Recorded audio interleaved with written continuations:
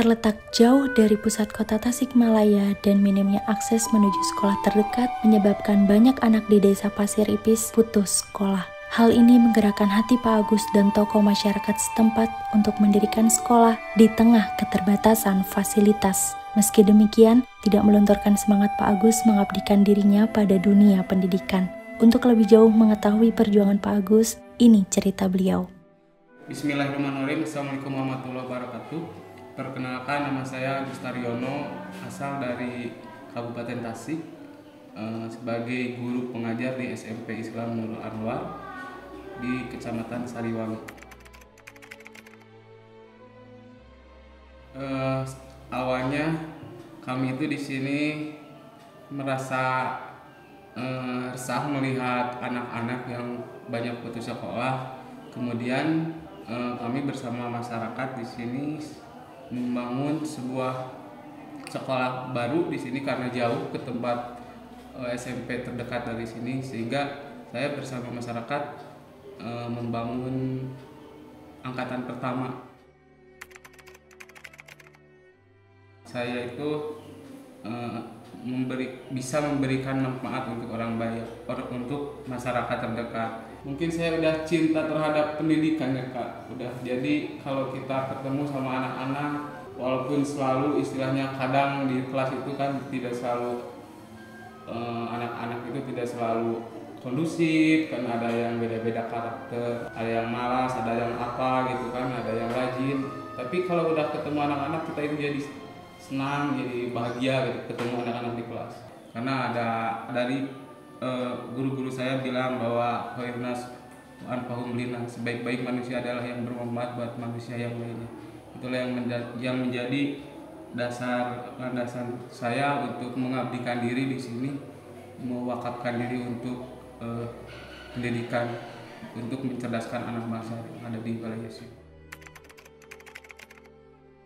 Saya sering apalagi sama anak-anak gitu, wah kayaknya itu cacat gitu gimana, terus banyak yang ngetawain, tapi saya biasa aja karena udah biasa di itu, bawa santai aja, nggak jadi panik atau nggak jadi nggak ada apa-apa ini, karena ini udah menjadi takdir saya. Jadi apapun yang saya alami ya saya jalani aja.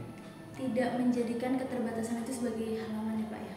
Tidak saya setiap hari juga saya banyak ketemu dengan orang-orang yang suka menjelek-jelekan. Saya jalan aja terus gak ada masalah apapun, karena ya mau gimana lagi, ini takdir saya, udah nasib saya.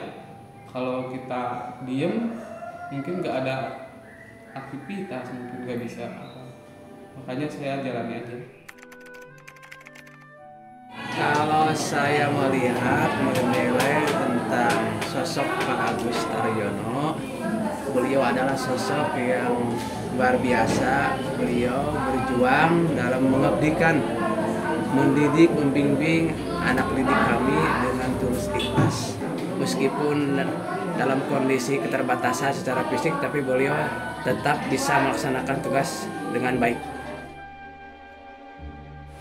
Menurut pendapat saya, Pak Agus itu meskipun fisiknya kurang begitu, tapi beliau tetap semangat untuk mengajar siswa-siswi SMP Islam Nurul Anwar.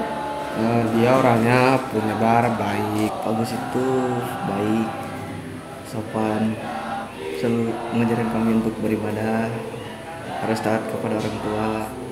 Pak Agus orangnya asik, baik, penulis, dan suka ngelawak di kelas. Mungkin dengan keterbatasan beliau yang membedakan dari yang lainnya, tetapi selepas dari itu tidak mematahkan semangat untuk mengajar di sekolah ini.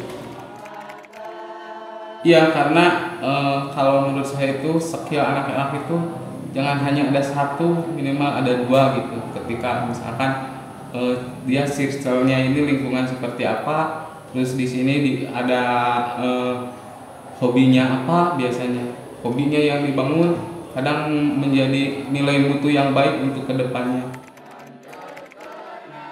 Mereka ingin menjadi manusia yang unggul, manusia yang bermanfaat untuk lingkungannya, untuk dirinya, untuk orang tuanya.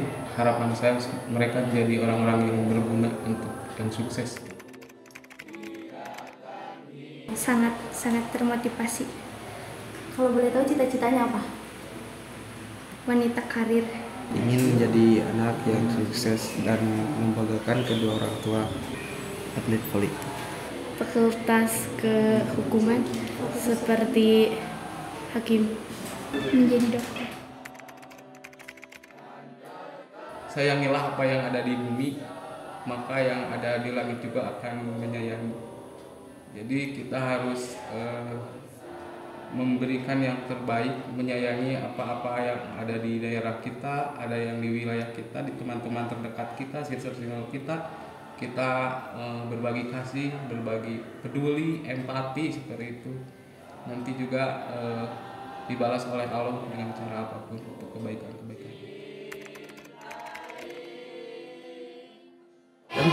Tentu karena dengan keterbatasan secara fisik, tetapi semangat yang ada yang dimiliki oleh Pak Agus Taryono ini bisa menjadi inspiratif buat guru-guru yang lain di seluruh Indonesia, terutama dalam mendidik mencerdaskan anak bangsa ini.